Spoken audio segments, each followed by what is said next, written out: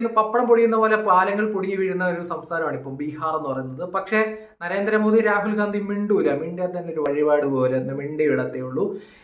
ഈ രാജ്യത്ത് ഏറ്റവും ഭാഗ്യം ഉള്ള അഴിമതിക്കാരനാണ് നിതീഷ് കുമാർ എന്ന് പറയുന്ന മുഖ്യമന്ത്രി. രണ്ടുപേർക്കും പുള്ളിക്കാരനെ വേണം. ഇപ്പം നിതീഷ് കുമാർ ഇല്ലെന്നുണ്ടെങ്കിൽ നമ്മുടെ നരേന്ദ്രമോദിയുടെ കസാര ഒന്നാടും. സപ്പോർട്ട് വേണമല്ലോ, ഒറ്റയ്ക്ക് ഭരിക്കാൻ പറ്റൂല. നിതീഷ് കുമാർ എന്ന് പറഞ്ഞ ചാഞ്ചാട്ടക്കാരന്റെ സപ്പോർട്ട് കൂടി ഉണ്ടെങ്കിൽ മോദിക്ക് ഭരിക്കാൻ പറ്റത്തുള്ളൂ. അതുകൊണ്ട് തന്നെ മോദി കേന്ദ്ര ഏജൻസികളെ ഒന്നും ബീഹാറിലേക്ക് വിടാൻ പോകുന്നില്ല. പപ്പടം പൊടിയുന്ന പോലെ ഇനി എത്ര പാലം പൊടിഞ്ഞാലും അവിടെ പോയൊരു അന്വേഷണമോ, ഇപ്പം അരവിന്ദ് കെജ്രിവാളിനോ ഹേമന്ത് സോറിനെയൊക്കെ അറസ്റ്റ് ചെയ്ത് അകത്തിട്ടിരിക്കുന്ന പോലെ CM-മാരായിരുന്നല്ലോ അവർ, ഇവരെയൊക്കെ പിടിച്ച് അകത്തിടുന്ന പോലെ എന്തായാലും നിതീഷ് കുമാറിനെ ഒന്നും തോളത്ത് പിടിച്ച് ജയിലിൽ പിടിച്ചിടാനൊന്നും പോകുന്നില്ല. കോടിക്കണക്കിന് രൂപയുടെ അഴിമതിയാണ്.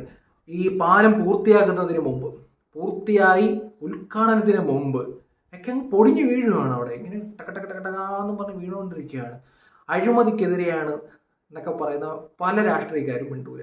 ഇനി പ്രതിപക്ഷമാണ് കോമഡി. രാഹുൽ ഗാന്ധിയാണ് പ്രതിപക്ഷ നേതാവ് ഒരു വഴിപാട് പോലെ ഈ ഒരു വിഷയത്തിൽ പ്രതികരിച്ചു പോകത്തേ ഉള്ളൂ. ഒന്നും പറയാൻ പറ്റില്ല. നമുക്ക് നാളെ ഒന്ന് വലിച്ച് താഴെ ഇടണമെന്നുണ്ടെങ്കിൽ നിതീഷ് കുമാറിനെ പിടിച്ചാലും നടക്കത്തോളല്ലോ മോദി ഗവൺമെന്റിനെ താഴെ വേണ്ടി. ഇനി ഈ അഴിമതി ഇവർ രണ്ടൊരു ഭാഗമാണ് കേട്ടോ. നിലവിൽ നിതീഷ് കുമാർ ബീഹാർ ഭരിച്ചുകൊണ്ടിരിക്കുന്ന BJP സപ്പോർട്ടിലാണ്. അതെല്ലാവർക്കും അറിയാലോ. ഈ 6 മാസം മുമ്പാണ് നിതീഷ് കുമാർ BJP സപ്പോർട്ടിൽ അവരുടെ മന്ത്രിസഭ ഉണ്ടാക്കുന്നു. പുള്ളി ഭരിച്ചുകൊണ്ടിരിക്കുന്നു. ഏതോ കാലം തൊട്ട് പുള്ളി അവിടെ ഭരിച്ചുകൊണ്ടിരിക്കുകയാണ്. ഒന്നെങ്കിൽ അണ്ണനോടൊപ്പം അല്ലെങ്കിൽ തമ്പിയോടൊപ്പം, ഇത്രയുള്ള വ്യത്യാസം. ഒന്നെങ്കിൽ രാഹുൽ ഗാന്ധിയുടെ പാർട്ടിയോടൊപ്പം UPA അല്ലെങ്കിൽ ഇന്ത്യ അലയൻസിനോടൊപ്പം, അല്ലെങ്കിൽ NDA അലയൻസിനോടൊപ്പം. ഈ അഴിമതിയെ പറ്റി എന്താ ഇവർ മിണ്ടാത്തതെന്ന് അറിയാം. നിങ്ങൾ ശ്രദ്ധിച്ചിട്ടുണ്ടോ? പാർലമെന്റിൽ ഈ ബീഹാറിലുള്ള ഇതുപോലുള്ള വിഷയങ്ങളെ പറ്റി ഒന്നും പ്രതിപക്ഷം വലിയ രീതിയിൽ സംസാരിക്കാൻ പോകത്തില്ല. ഭരണപക്ഷം മിണ്ടാനേ പോകുന്നില്ല. ബീഹാറിൽ എന്ത് വേണമെന്നുണ്ടെങ്കിലും നിതീഷ് കുമാറിനെ ആരും ഒന്നും തൊടാനും പോകുന്നില്ല, വിമർശിക്കാനും പോകുന്നില്ല. കോടിക്കണക്കിന് രൂപ അടിച്ചു മാറ്റി വീട്ടിൽ കൊണ്ടുപോകാം, ഒന്നും ചോദിക്കാൻ പോകുന്നില്ല.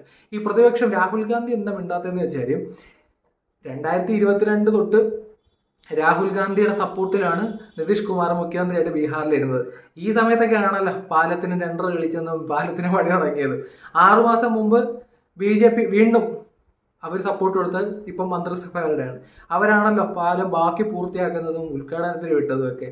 ഈ 2 ടീമും ഇതിനകത്ത് ഉത്തരവാദിത്തപ്പെട്ട ആൾക്കാരാണ്. ഇവർ 2 പേരും ഇതിനകത്ത് അഴിമതി നടത്തിയിട്ടുണ്ട്. ഈ 2 പേരും ഇപ്പം നമ്മുടെ നാട്ടിൽ ജനാധിപത്യം കാത്തു സൂക്ഷിക്കാനും അല്ലെന്നുണ്ടെങ്കിൽ നമ്മുടെ നാട്ടിൽ ഈ അഴിമതി ഇല്ലാതാക്കാനും ഒക്കെ ആണെന്നല്ലോ നരേന്ദ്രമോദിയും രാഹുൽ ഗാന്ധിയും ഒരുപോലെ നിന്ന് പരിശ്രമിച്ചുകൊണ്ടിരിക്കുന്നത്. പക്ഷേ ഇവിടെ ഉണ്ടോയില്ല. ഇവർ 2 പേരും ഈ പാലം പൊണിഞ്ഞു വീണപ്പം ഇവർ 2 പേരും, ഈ 2 കക്ഷികളും ഇവരുടെ പ്രതിനിധികളും മന്ത്രിസഭയിലുണ്ടായിരുന്നു. ഇവരുടെ അലയൻസിലാണ്. എന്ത് സ്നേഹത്തോടെയാണ് രാഹുൽ ഗാന്ധി നിതീഷ് കുമാർ ചിരിച്ചുകൊണ്ടിരിക്കുന്നത് എന്നറിയാം. 6 മാസം മുമ്പ് എന്ത് സ്നേഹത്തോടെയാണ് നരേന്ദ്രമോദി നിതീഷ് കുമാറും ചിരിച്ചുകൊണ്ടിരിക്കുന്നത്. കഴിഞ്ഞ 6 മാസമായിട്ട് ഇപ്പം കിങ് മേക്കറാണ് നിതീഷ് കുമാർ. തൊട്ട പ്രധാനമന്ത്രി കസാര ഇളകും. നാളെ നിതീഷ് കുമാറിനെ പോക്കിയാൽ നമുക്ക് അധികാരം പിടിക്കാമെന്ന് രാഹുൽ ഗാന്ധിയും കാത്ത് കണ്ണിൽ എണ്ണ ഒഴിച്ചിരിക്കുകയാണ്. അപ്പം അങ്ങനെ ഇരിക്കുന്ന ഒരു സമയത്ത് കോടിക്കണക്കിന് രൂപയുടെ അഴിമതി നടന്ന ഒരു സംസ്ഥാനത്ത് അതിൻ്റെ മുഖ്യമന്ത്രിക്കെതിരെ സ്റ്റേറ്റ്മെന്റ് പറയാനോ ഇത് അഴിമതിയാണെന്ന് പറയാനോ ഈ അഴിമതിയുടെ പങ്ക് പറ്റിയ 2 പാർട്ടിക്കും പറ്റൂല എന്നുള്ളതാണ് ഇതിനകത്തെ കോമഡി. പക്ഷേ ഞങ്ങൾ നാട്ടിലെ അഴിമതി ഇല്ലാതാക്കാനാണ് കേട്ടോ പ്രതിപക്ഷത്തും ഭരണപക്ഷത്തും ഒക്കെ ഇരിക്കുന്നത്. ഞങ്ങളാരും അഴിമതിക്കാരല്ല കേട്ടോ. കോടിക്കണക്കിന് രൂപയുടെ എത്ര കോടി രൂപയെന്നറിയാം അടിച്ച് പോക്കറ്റ് കേട്ടുകൊണ്ട് പോയവന്മാർ. ഒരു പാലം പണിയണമെങ്കിൽ ഒരു 19 കോടി ചെറുതെങ്കിലും വേണ്ടേ ഒരു പാലം പണിയണമെങ്കിൽ. 50 കോടിക്കകത്ത് ബിസ്ക്കറ്റ് പൊടിയിട്ടും കണ്ട ഇപ്പം പണിഞ്ഞേക്കുന്നത്. അതുകൊണ്ടാണല്ലോ ഇപ്പം അടിച്ചു മാറ്റുമ്പോൾ ഒരു 50 കോടിക്കകത്ത് ഒരു 10 കോടി അടിച്ചു മാറ്റി 40 കോടിയുടെങ്കിലും പണി ചെയ്യണമായിരുന്നു. ഇത് 40 കോടി അടിച്ചു മാറ്റിയിട്ട് 10 കോടിയുടെ പണി ചെയ്ത് ഉദ്ഘാടനത്തിന് മുമ്പ് പാലം ഇടിഞ്ഞു വീണു. എനിക്ക് ചോദിക്കാനും പറയാനുണ്ടോ?